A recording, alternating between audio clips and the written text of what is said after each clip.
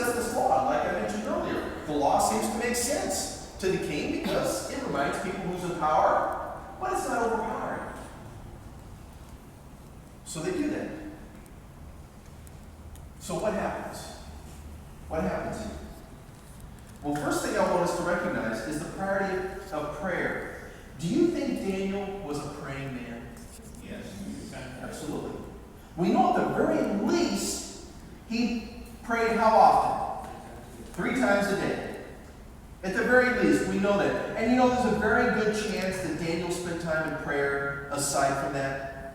That he set aside these times. These times are set aside for prayer. But there's also, look, Daniel's in a relationship with God such that chances are, even in the performing of his duties, that he's in regular communication with his God.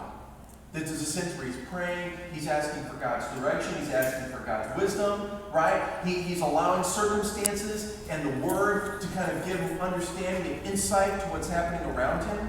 Are you with me on that? So this is just Daniel's regular life. His life is bound up in communication with God.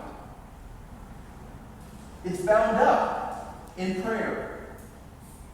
And so what happens is that they sign this injunction, this law, that for 30 days nobody can pray, nobody can come and beseech any other god except Darius.